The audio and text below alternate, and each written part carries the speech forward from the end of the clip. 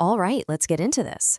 We're going to break down an article from The New Republic by Timothy Noah, and it traces this really dramatic shift in what Silicon Valley is all about.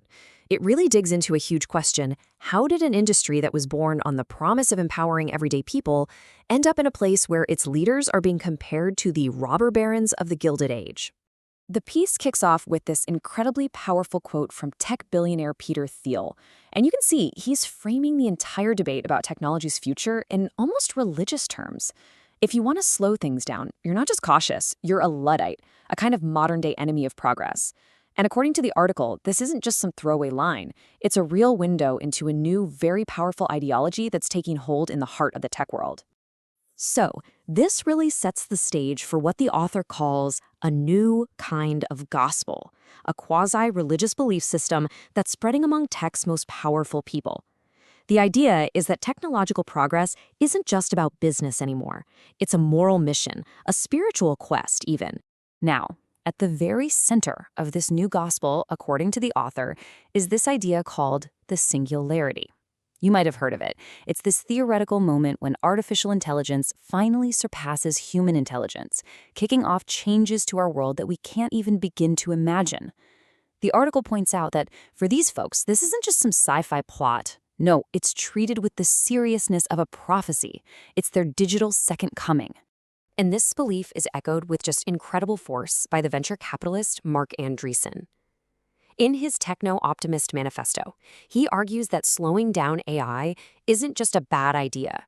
It's not just hurting innovation. He literally frames it as a moral crime, even calling it a form of murder.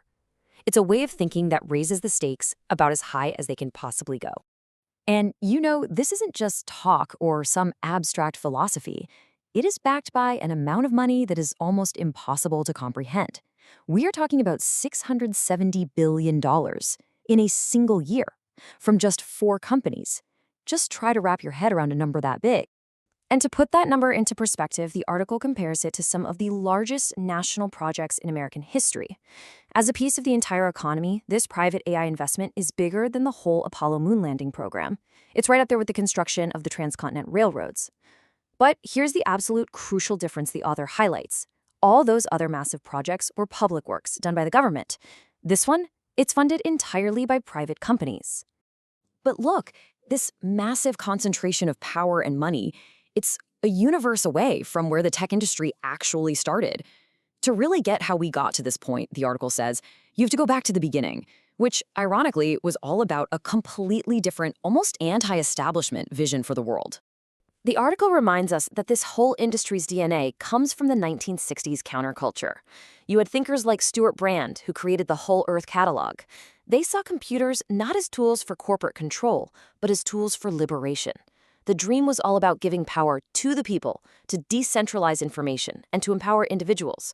Pretty much the exact opposite of a single all-powerful AI. And this just perfectly captures that original spirit. Steve Jobs himself, the founder of Apple, said the Whole Earth catalog was his inspiration. He called it an analog, decentralized source of knowledge for everyone. It was all about individual empowerment. Okay, so now let's fast forward to today.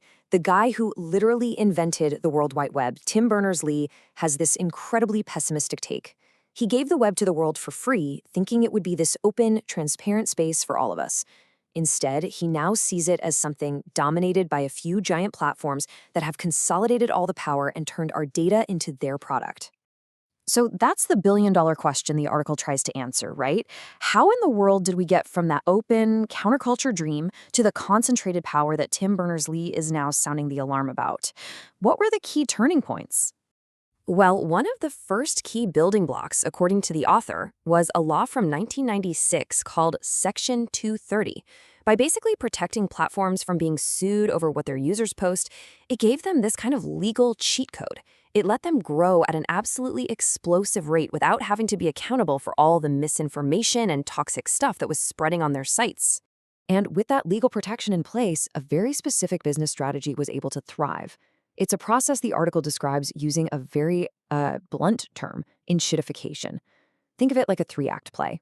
Act 1, the platform is awesome for you, the user. It's fun, it's free, it works great. That's how they get millions of people on board. Act 2, they start making the experience worse for you. To make more money from businesses, your feed gets clogged with ads and sponsored junk. Then, in the final act, they turn on those businesses, hiking up prices and changing the rules so they can squeeze every last drop of value for themselves. The author points to Amazon as the master class in how this works.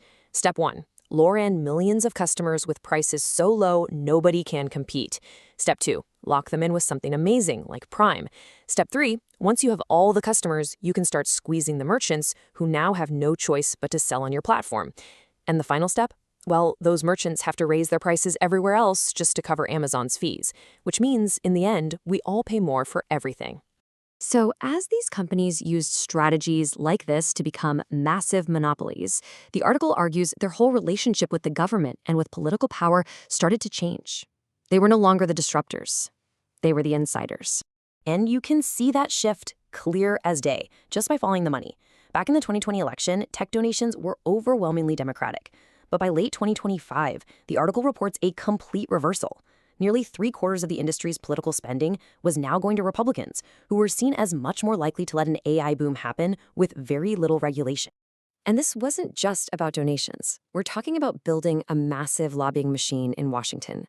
The tech industry is now the second biggest lobbying force in the entire country, spending more than almost anyone else except for Big Pharma. They've built an army to influence policy and, most importantly, to fight off any regulation, especially around AI. And here's where the irony really kicks in, as the article points out. For an industry that so often talks about libertarian ideas and getting government out of the way, boy, has it become dependent on it. You've got companies like Palantir and Microsoft whose business models are built on billions in government and defense contracts. Heck, Elon Musk's entire empire was launched with tens of billions in government support. And this all brings us to a quote that is, frankly, pretty chilling. It's from Alex Karp, the CEO of the data mining company Palantir.